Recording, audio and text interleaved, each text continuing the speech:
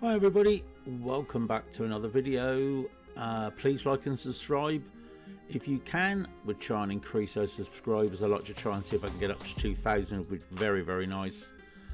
Anyway, we're opening this clip basically with this driver behind us, which we noted as they're driving up the road. I suspected they didn't really like being behind us, and we weren't far wrong. Just as we let this play out, you can quite clearly see that it's a 20-mile-per-hour limit, and this guy here really doesn't want to be doing 20 at all, let alone being behind us. Although the road clears up in front, we are doing the maximum speed. People don't always agree with the 20, but it is a built-up area. There are schools around. It's the reason it's probably made a 20, but that doesn't seem to bother some people at all, and then they do this anyway. Right, let's crack on with the next one.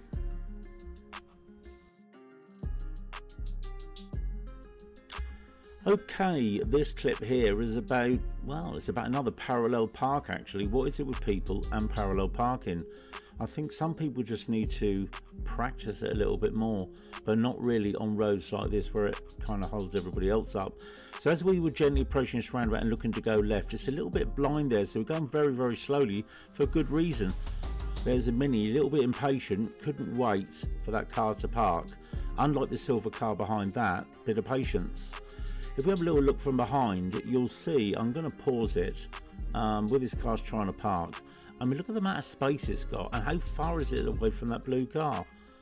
They're really not very good at this, and I think they need to do a little bit more practice so they don't also get in the way of other traffic.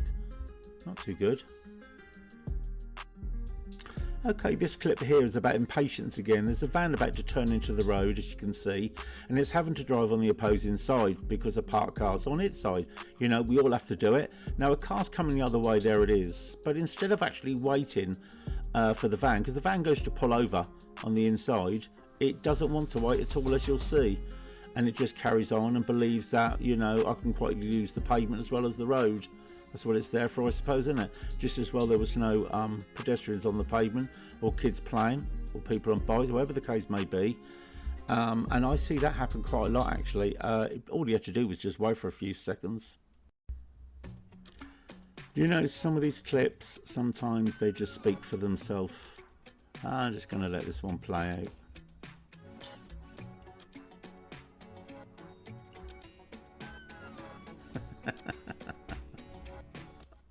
Yeah, she got no time for nothing, but she said thanks anyway.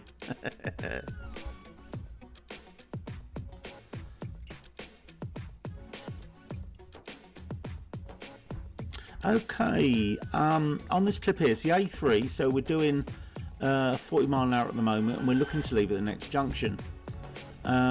Now I noticed further up here this cyclist, again, he's not doing anything wrong, just something I noticed, because when you're on a fast moving road like this, they're very vulnerable, and sometimes people don't give cyclists enough consideration.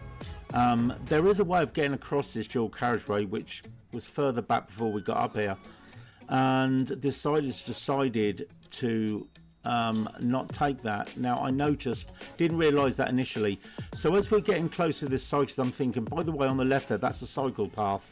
He could have been using that, and I was thinking, why wasn't he using it? So we just held back. I mean, there's it letting you know.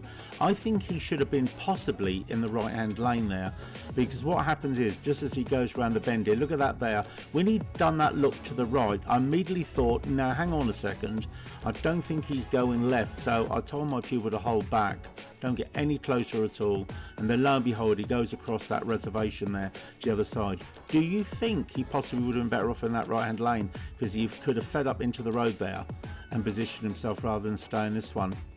He got around okay, so it seems, but I mean, what do you think of the thinking of the cyclist? Quite interesting actually. He could have done several things there. Now this here is about this guy here coming out the side turn, so he's not even actually in the queue. He then joins the queue, but this to me is impatient and basically dangerous driving. We've got some roadworks here, and this individual here decides that he wants nothing to do with this queue, even though he's coming to side road. But as he actually pulls out and he carries on down the road, there's something I noticed as he went flying off, because there's a car that comes out of a side road as well, which actually, well, technically blocks his view. So you see him go now, and I think that's totally wrong. He's pulled out and then he goes flying down. You can have a look at the front view. Now watch, a car comes out the side road there and it basically blocks the view. But what I noticed was this cyclist here, he happens to be on the path on this occasion. Imagine if he was on the road there with that car suddenly doing this. He may not have seen that cyclist. He was only paying attention to jump in the queue, and he probably wouldn't have paid no heed to him.